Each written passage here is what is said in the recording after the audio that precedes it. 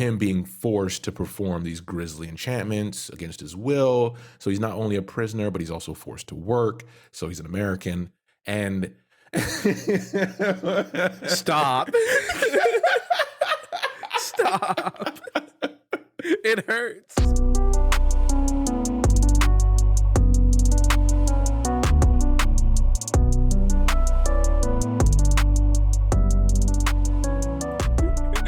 Welcome to Casuals of Runeterra, episode 72. I'm your host, Ryan, here with your other host, Hedge. What is up? We're still trapped in Bandle City. Someone save me. Yeah, we're here for a while, so strap yourself in. But let's start off with something a little bit familiar. Housekeeping. Ooh. Up top, as always, you can listen to us everywhere. Visit us at podcastcore.com for all of our info, and then follow us on any platform you prefer or all the platforms. We always appreciate it. If you want to contact us, podcastcore@gmail.com is the place to do it. And then you can leave a like, follow, short review / comment wherever you're listening. We appreciate that. But the easiest way is to tell a friend to understand the darkness by listening to Casuals of Runeterra podcast. All right, bust out those emo playlists.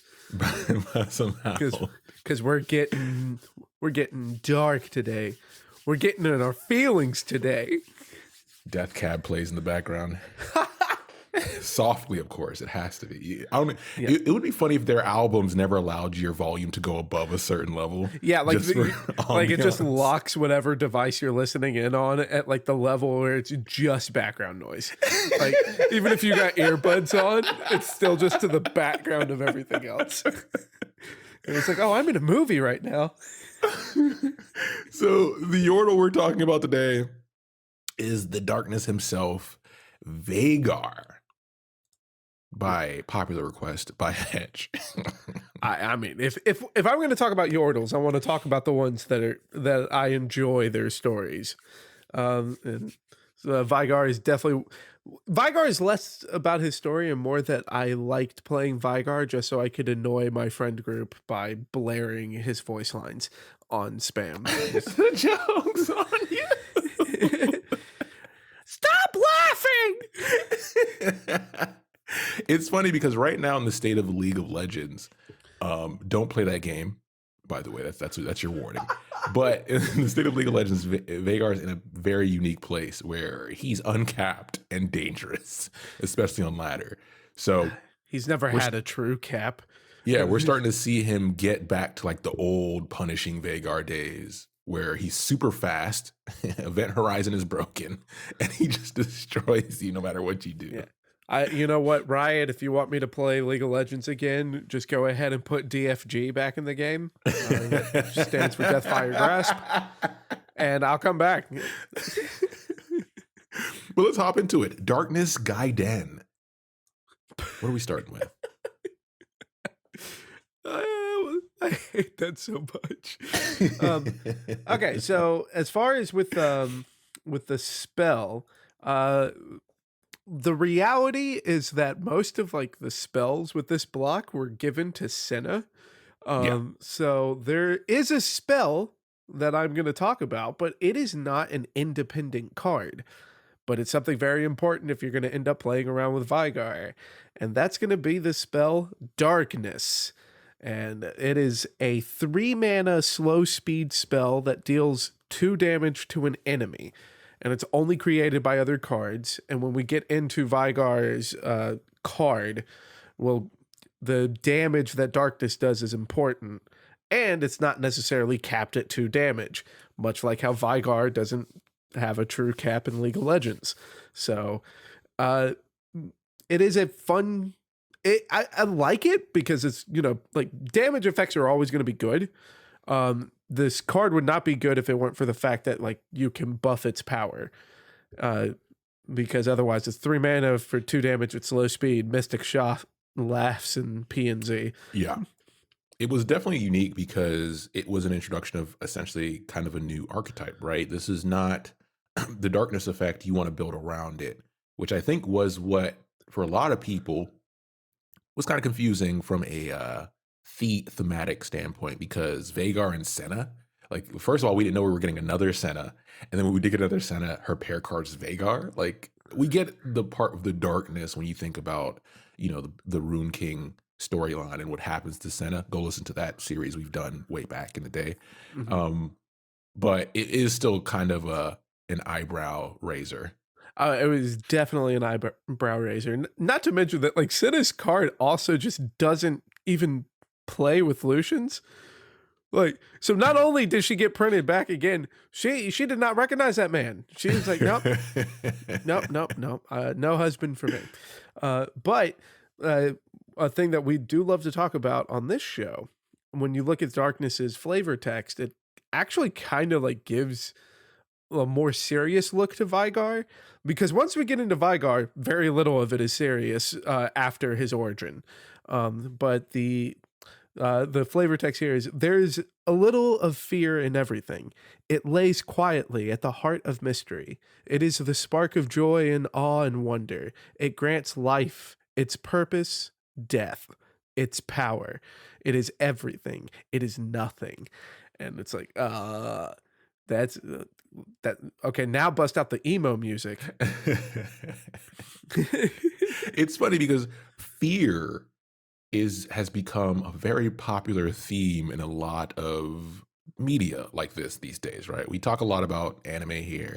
We're weebs, right? So you look at like Demon Slayer, you look at Jujutsu Kaisen, you look at these shows where fear is a concept that's used in a lot of those power systems and a lot of the themes. You're dealing with like curses and demons, and it's used very creatively in a lot of these formats. So it's cool to see it here as well. Yeah, it's and again, this is also like a more serious take to a lot of the cards surrounding Veigar, Yeah. which Veigar is a very cartoonish character by design. So it's nice to have this little touch of like It's his literally story's almost dark comedy. yeah. Oh yeah. Yeah. Oh goodness, I love me some dark comedy though. But let's go ahead and go into the follower, and that's going to be the Stilted Robe Maker. So this is a 4-mana 3/4 keyword Yordle, which is very important now. But this his summon effect is that he has, when I'm summoned, reduce the cost of your darkness everywhere by 1. So this means any darkness that's created or copied is going to have a reduced mana cost. This card is a absolute must play. It's an absolute must own. This Veigar is not viable without this card. That's all we're going to say for the card game, I think, because that's this card. You've seen it if you've played against a Veigar. Yeah. deck. It's a staple. Yeah, absolute staple. But as I was saying earlier with Veigar, a lot of his stuff not being too serious, let's have a quote from a very important piece of literature in the world of Runeterra. It is important when assembling one's cabal that each maniacal member brings something unique to the supervillain table.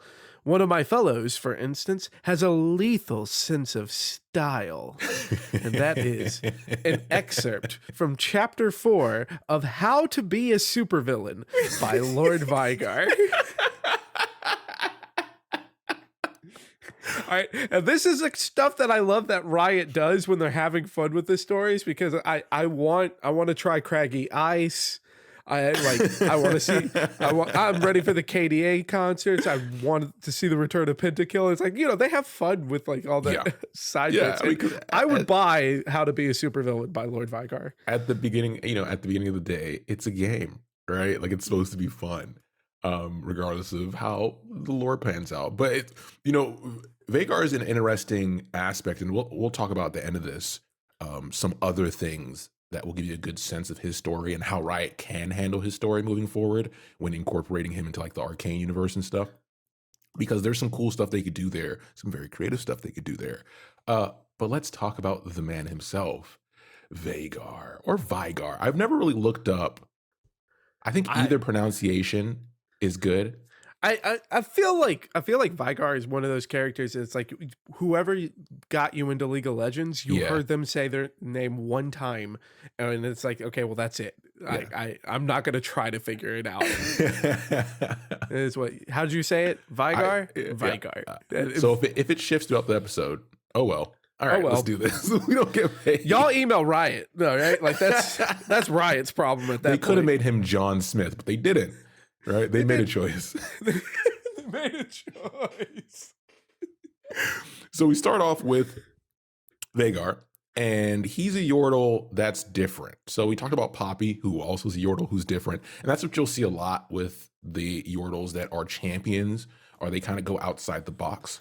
Yeah, and it's important that we say that it's like all the champions kind of go outside the box because these are guys that wander from Bandle City the most. Yes. And we'll touch on it a little bit in Veigar's story, but Yordles like to stay with Yordles, and Yordles are afraid of everyone else. Yeah. So the fact that these are champions out in the world of Runeterra means that they have to be different by default. So we will say that in every Yordle episode. Exactly. And they tend not to be feared on purpose. Sometimes, some hijinks can get people a little riled up, but Veigar is an interesting situation. So usually when a Yordle does leave Bandle City and assimilates with the environment and the culture around them, they do exactly that, right? They start to take on the traits of the people in those towns and those cities. But Veigar's situation is very unique because his initial exposure to Runeterra was during the Great Darken War. And he was in what we know now as Noxus, but he was in Noxide territory. Yeah, and we do touch on that in a lot of the Noxus characters, especially like Vladimir and Swain. We touch on like kind of the birth of Noxus a good bit because it's important to a lot of Runeterra because it's in the center of the continent. Exactly. So he's in the unique situation of entering at a very tumultuous time where a lot of magic is happening and a lot of negativity is happening, a lot of death and destruction. So naturally, he ends up spending a good amount of his time with an order of mages. And he's doing so and learning magical arts while he's there. And he's incorporating some of the stuff he knows, which is like cosmic stuff with stars, and incorporating that and teaching that to them. So who knows, maybe in the background, he might know a little bit of blood magic. He may have picked up a little bit here and there. Well, how crazy would it be if Vladimir learned blood magic from Veigar? That would be a twist I wouldn't be ready for. And then it's like just centuries upon centuries later, he runs into Veigar, and like Veigar's now this cartoonish evil super lord, and it's like, oh, my master. He's a Disney villain. But like Vladimir calls him master, and then it's like, and then Veigar finally has one competent servant. And speaking of Vladimir, is at this time, what ends up happening is this is when Mordekaiser's campaign starts.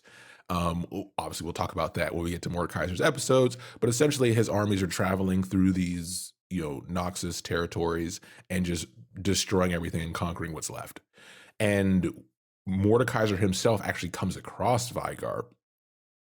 And when he does, he knows something's different. Not specifically what, but he knows it's special. So he takes him as a hostage and then kills everybody else. And all the other mages are killed by the sword of mighty Mordekaiser. Yeah. Oops. Whoops. Oh, we only want Yordles. Oops, all Yordles. but yeah, like that's one way to like fully get introduced to Runeterra is make some friends, share some secrets, watch them die. Poor Veigar, man. Like the start of his story is rough. Yeah, it's a very tough introduction to this world, especially coming from Bandle City, because what we know about Bandle City at this point is that it is more of a majestic, whimsical, Alice in Wonderland type place. So to come into this death and destruction on planet Earth type situation is very unique. And it does mold who he is, but it goes a step further, as we'll talk about in what we, let's make this a three-parter in this second part, where Veigar is essentially imprisoned in Mordekaiser's fortress. And while he is, there's a lot of uniqueness to his imprisonment because there are other prisoners, once again, we won't talk about in this episode, in this fortress at this time. But Mordekaiser knows that Veigar, not knowing who he is or what he is not mortal. So he kind of binds him to the mortal plane just to ensure he won't leave. And we know he can escape to Bandle City. So that's taken off the table. So then he takes us to him being forced to perform these grisly enchantments against his will. So he's not only a prisoner, but he's also forced to work. So he's an American. And Stop. Stop. It hurts. So he's forced to do his grisly enchantments, and he starts to notice that the stuff he's doing is not only feeding into the death and destruction that Mordekaiser is bringing upon others, but it creates this thing of fear and terror, and those emotions actually feed into Mordekaiser and his fortress, making them stronger. So he's becoming a pivotal part of Mordekaiser's reign and growth and power, which, is a scary thing to imagine. Yeah, and we do know that not only is he becoming such a important piece of Mordekaiser's overall dominion, but he is also within this imprisonment since he's cut off from Bandle City. Yeah. This is for him true isolation, which is one of the greatest fears that all Yordles have. So you're watching an evil superlord that is dependent on your power, and for the first time ever, you feel like you're all alone. That is going to build the foundation for what happens to Veigar from this point forward. Exactly. Remember, a quote I always loved that was super simple is people need people. We're naturally creatures of community, and Yordles are no different. So during this time frame, while he's doing this, being forced to do these acts, his nature of his magic is becoming more twisted and becoming more dangerous and dark. So even though, during the darkened part of his life, he was practicing magic with mages and using the cosmos, it wasn't inherently dark, right? It wasn't inherently negative magic. It was just magic because at that time, everybody was learning magic, besides people in Demacia. But now it's causing it to become more dark. And this goes on for such a long period of time. I mean, we're giving a time frame of decades to centuries of him being in prison, that he's not only becoming more dark, but losing who he was. He's losing actual memories of where he came from and what he used to be. And he's no longer sure of who he was. He's no longer sure of where he came from because he has no connection to Bandle City anymore. And he literally doesn't know why he's here. He's literally a slave. This is how it works with slavery as we know it. He gets turned into a black mage from Final Fantasy IX. Yeah. Like poor Vivi, except that he goes backwards. He has all of his memories and stuff and then loses them to become a mindless puppet. Yep, so. Exactly. That's the inspiration here. And he starts to turn into physically, as we know him from illustrations, into Vivi as we know him. So in the part 3, and kind of wrap up his bio portion, is Mordekaiser, as we know, does fall at some point because his followers rise up and his reign ends. But Veigar's no longer the same person. His eyes and his voice kind of carry malice now. He's changed physically. And the first thing he does once Mordekaiser falls is he flees. And he has this animal-like instinct to just survive. And that he does. So he's searching for, safety, freedom, things people want, especially being after in prison for centuries. But he also starts to embrace the evil that he only knows. He forgot everything he was, so the only thing he knew was this torturous experience. And he becomes essentially like a mini Mordekaiser, for lack of better terms. And all he wants, the only thing he can come up with, is respect. Hey, I've heard a lot of crazier stories of people doing weird things for respect. So this kind of falls just fine in that category. But it's at this point that we start seeing the cartoonish transformation. So instead of, Veigar giving in to his powers, it's more along the lines of the power, it calls to me. And His term Veigar, of, in parentheses, Lord Veigar. ruthless villainy. He wants to use that to inspire fear and use that to kind of get people to bend to his will. So he uses what he knows magically. Now he uses darker magic. He does things like trap people in timeless infinities, which is a cool reference to Zillion. Not sure if there's gonna be some crossover there, but that would be cool. Yeah. Because of his knowledge of that magic. I think that would be more of like a reveal later on in like Zillion's stories, as far as when we get to a point of like the end of the world that Zillion saw. Yeah. And then like somehow Veigar's connected to it, and it's, so then like Zillion's whole mission is just blown up by the sight of Veigar. Just like, exactly. How could this happen to me? So as Hedge mentioned, it's kind of comical because he's traveling around the world now of Runeterra. And he never really reaches the levels of an evil Mord, which is great, right? We don't want a second coming. We've had multiple Runations. We don't need multiple Mordekaisers. Yeah, I do not want to go to Ruination 4.0. His deeds and everything he does is on a smaller scale. So like things like he'll scorch a pasture, right? Or he'll destroy a building or two.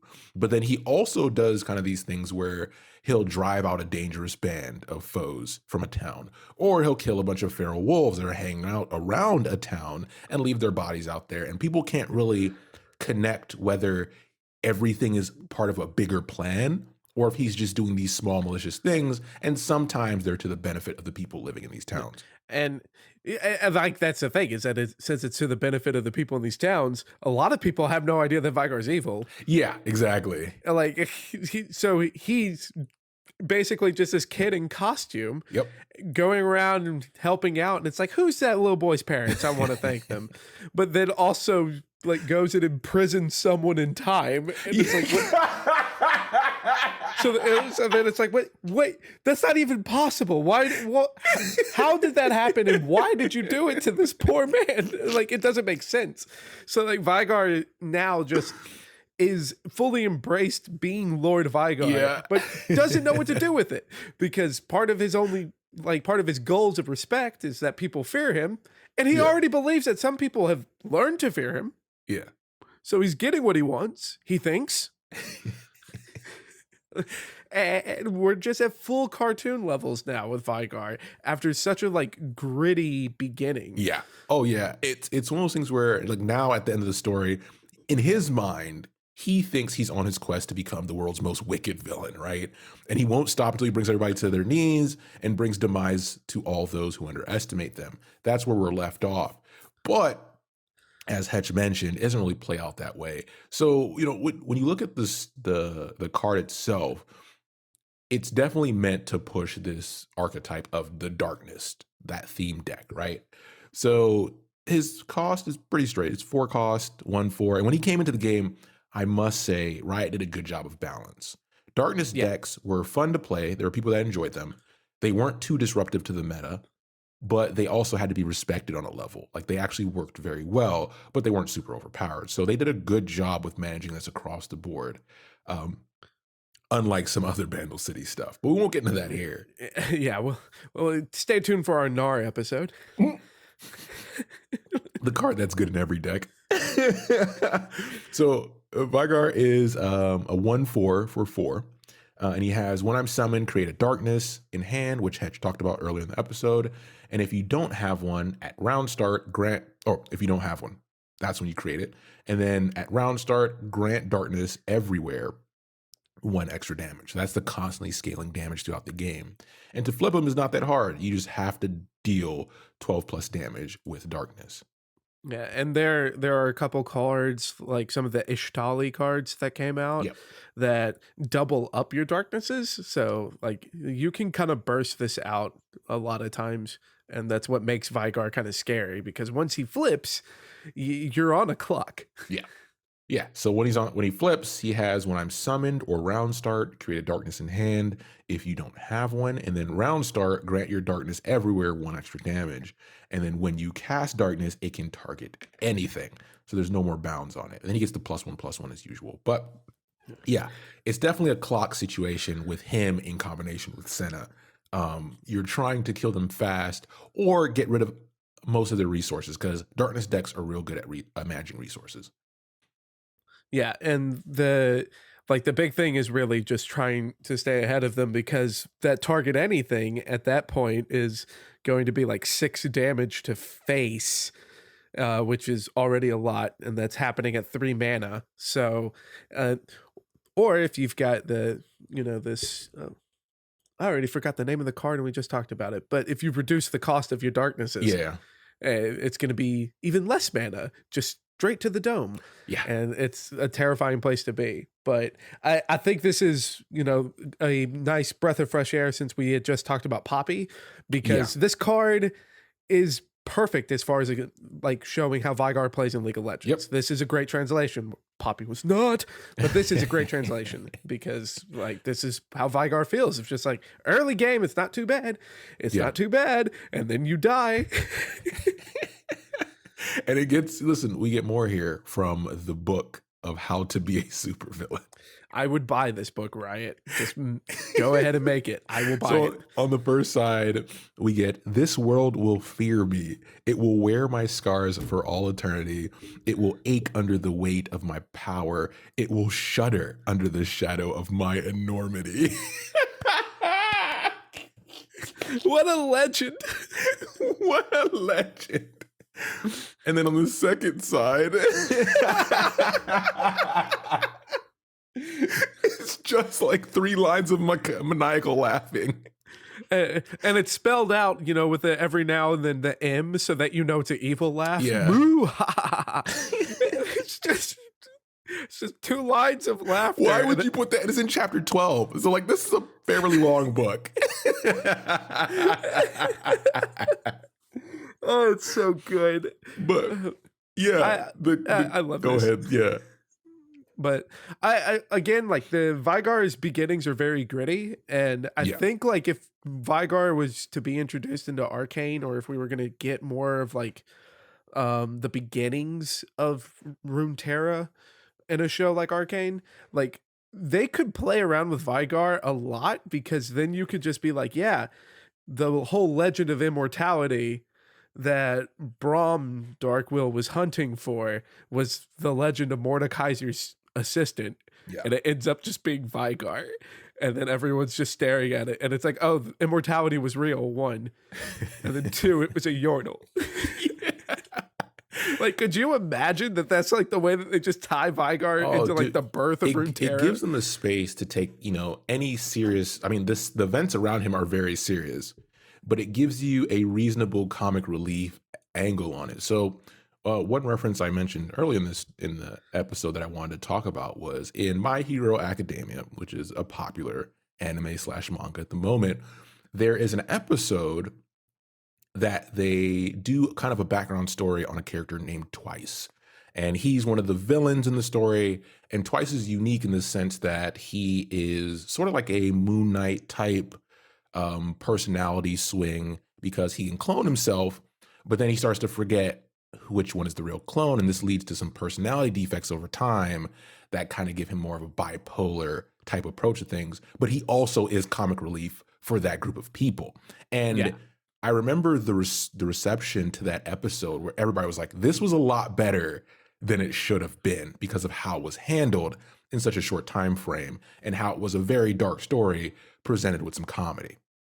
And I think that would be the proper approach with Veigar, because he's not enough to hold a story by himself, but he's enough to fit into, like Hetch said, into another overarching bigger plan, but done in a way that gives you that bit of comic relief. Yeah.